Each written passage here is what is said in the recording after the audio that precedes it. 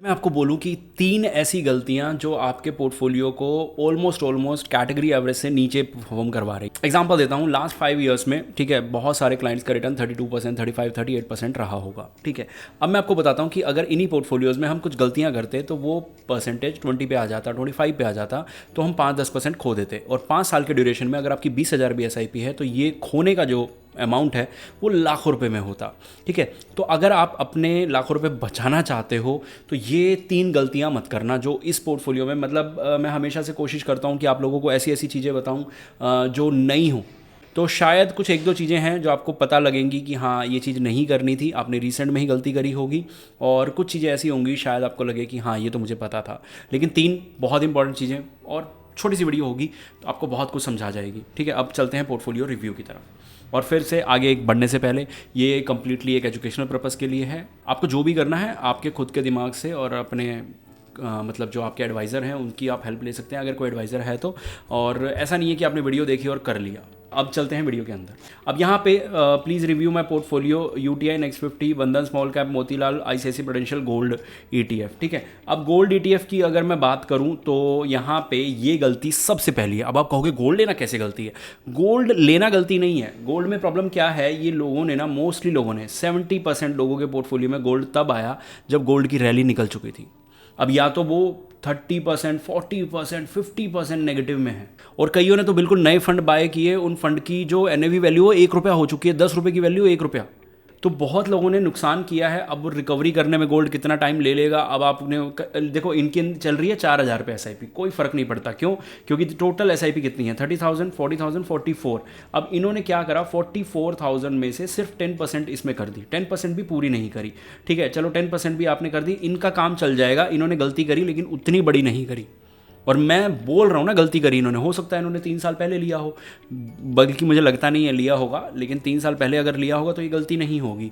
और दूसरा, अमाउंट के हिसाब से मेरे पास मेरे क्लाइंट्स, कम से कम 50 क्लाइंट्स का कॉल आया होगा, हमारी बात हुई होगी।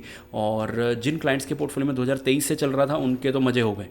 जिनके पोर्टफोलियो में नहीं था, ठीक है, उनकी बात करता हूँ, उनको अब ऐड करना था। कुछ लोगों ने 5 से 10% ऐड कर लिया, ठीक है। अब ठीक है, कोई बात नहीं, उनका रिटर्न ज़्यादा होगा कम होगा मैटर नहीं करता।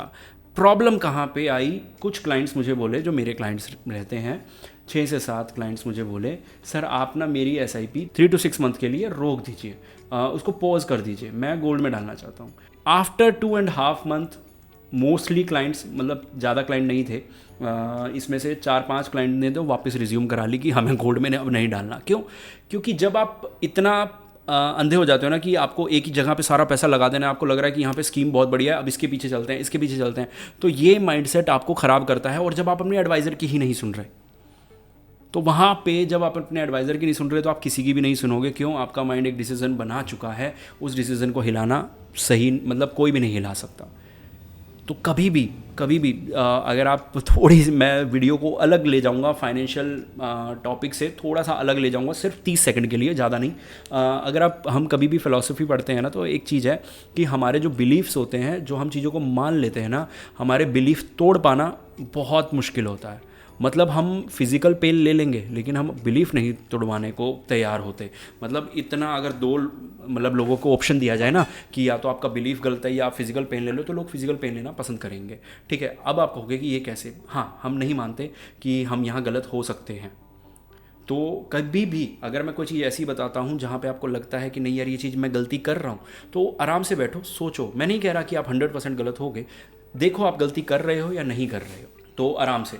यहाँ पे अगर मैं आगे चलूँ तो इस पोर्टफोलियो में HDFC flexi cap 6,000, Navi next 50, Motilal Oswal index fund और एक स्मॉल कैप। अब यहाँ पे ना मैं हमेशा एक चीज़ बोलता हूँ कि जब भी आप रिस्क लेने की बात कर रहे हैं, कि आप मिड कैप की रिस्क की बात कर रहे हैं, चलो आपने यहाँ नेक्स्ट 50 ले लिया, फिर आपने फ्लेक्सी कैप ले लिया, इन दोनों का ओवरलैप है।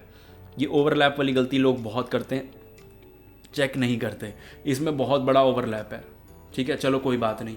फिर उसके बाद आपने मिड कैप का इंडेक्स क्यों ले लिया? शायद गलती से ले लिया हो। क्यों? मोतीलाल ओसवाल मिड कैप लेना चाहते हो। तो जब आप रिस्की जगह पे जा रहे हो, ऊपर वाले चीज़ को मैं फिर भी ठीक बोल सकता हूँ कि कोई बात नहीं, लेकिन जब आप रिस्क ले रहे हो मिड कैप में जाने का, स्मॉल कैप में जाने का, तो इंडेक्स से बढ़िया है किसी एक्टिव को उठा लो। और मैं कह रहा हूँ घटिया से घटिया फंड भी होगा ना, 15 साल बाद आपका बेंचमार्क बीट कर जाएगा, कैटेगरी एवरेज बीट नहीं करेगा।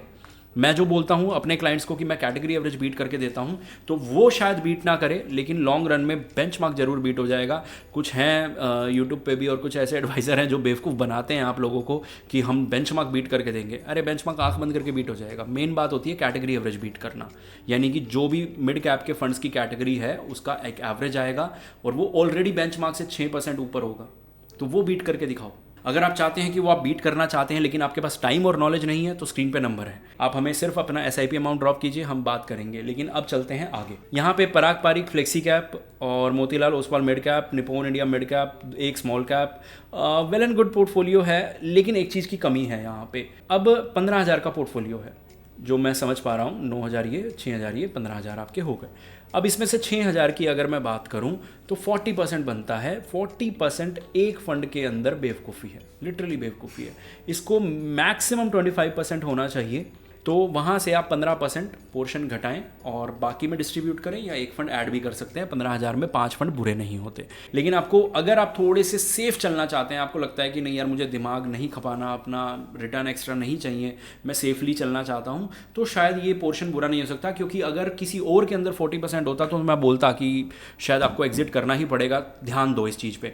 लेकिन यहाँ पे मैं बोल सकता हूँ कि आपकी मर्जी है, आप आराम से देखिए। अब वैसे तो मुझे हर जगह ही बोलना होता है कि आपकी मर्जी है, लेकिन स्टिल यहाँ पे तो 100% ही आपके ऊपर है। मैंने आपको कमी बता दी कि 40% एक के अंदर एक्सपोजर नहीं रखना चाहिए। आप भी अपना पोर्टफोलियो रिव्यू कराना चाहते हैं तो कमेंट कीजिए और मिलते हैं अगली वीडियो में।